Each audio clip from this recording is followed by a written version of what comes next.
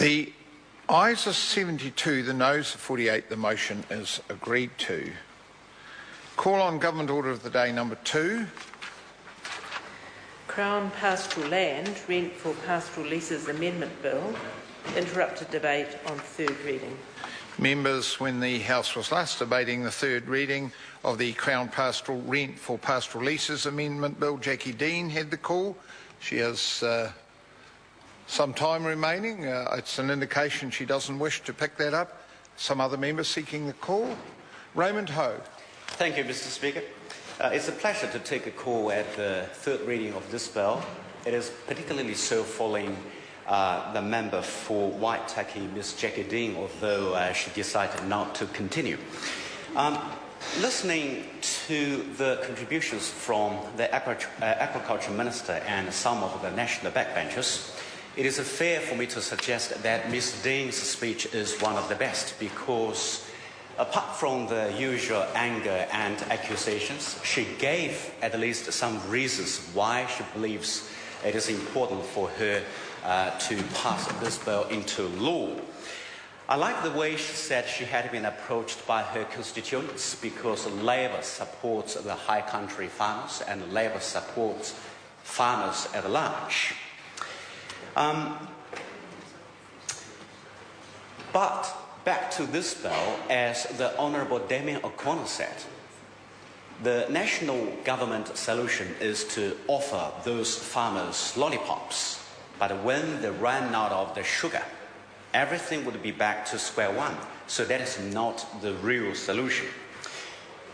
The government has the number to pass this bill into law, so there is no need and there's totally unnecessary for them to resort to personal attacks. They attacked Helen Clark, they attacked David Parker, Damien O'Connor, and me, although I'm not that important and not important at all.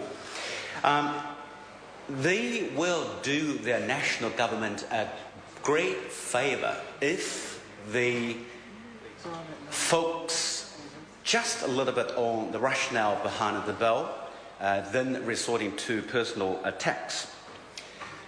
While the bill is being progressed, the attack from some of the national backbenchers has escalated from accusing Labour or anyone who's opposed to this bill of anti-farmers or politics of envy to now labelling Labour as farmer haters.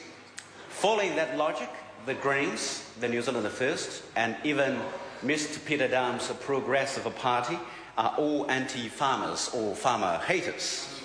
One national backbencher confirmed that the Royal Society, the Royal Forest and Bird Protection Society of New Zealand is anti-farmers too, because of his view on lower rentals as provided under this bill.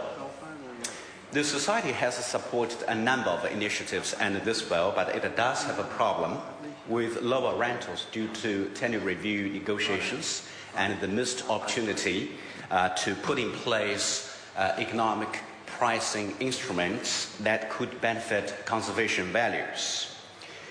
Following that logic, the Parliamentary Commissioner for the Environment would also be anti-farmers too, because in her 2009 report entitled Changing in the High Country, Environmental Stewardship and Tenure Review, it questioned the methodology of the current tenure review process and makes a number of recommendations.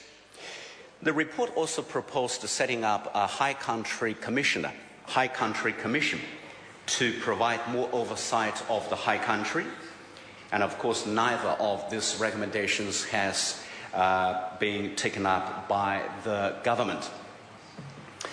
The bill seeks to change the rules for setting rents for Crown pastoral leases from the land valuation basis to stock carrying capacity or income-related basis. So it basically means that properties in Remuera or properties in Papatoetoe should be treated equally. I used that analogy because the national government's policy in that regard is consistent. For instance, its policy to sell our assets to pay the debt is pretty much, is pretty much like selling their house in order to pay their mortgage and then rent for a higher price. So it does not make any economic sense.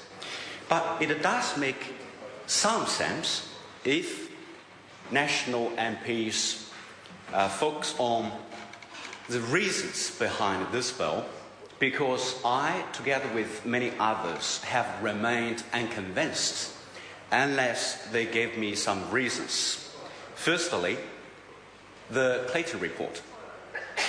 The Clayton report, produced in the 1980s, found that if one gives a discount to lessees of below the market rent, they capitalize on an increase in value to the lessee's side of the ledger, so that the relative division of value between lessor and lessee becomes even more weighted towards lessee.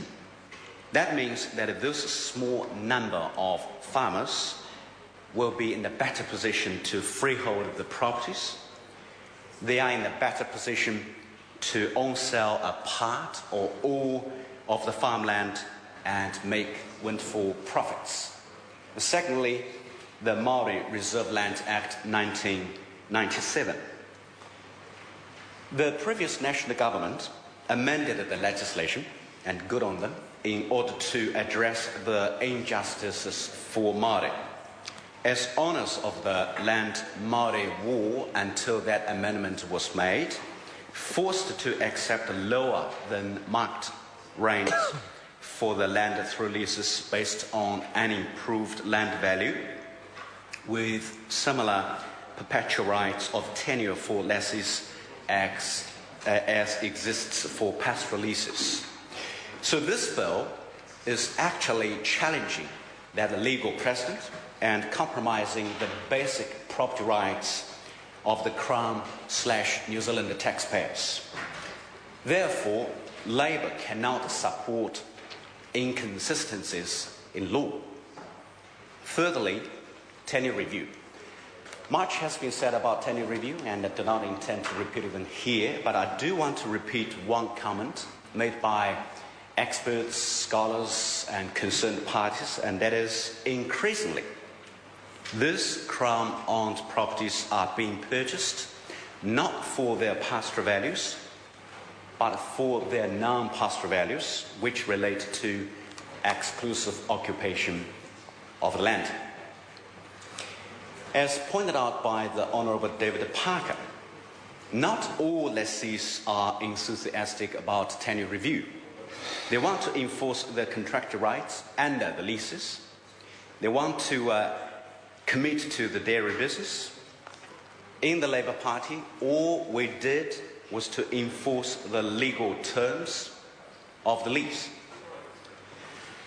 The range of 2% of land value, excluding improvements, is acceptable by some, but not all tenants. We accept that some tenants, and Mr. Shemadum made that point in his contribution at the bill's second reading very clearly, that some lessees are long-term holders.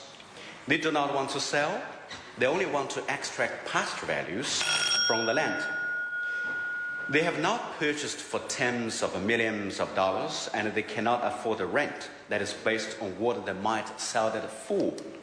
They need a rent that is lower than that. The law already allows for that. We do not need this change in the law to achieve that outcome. These decreases in rent are unprincipled. Bear in mind, this is a government that is running a $12 billion deficit.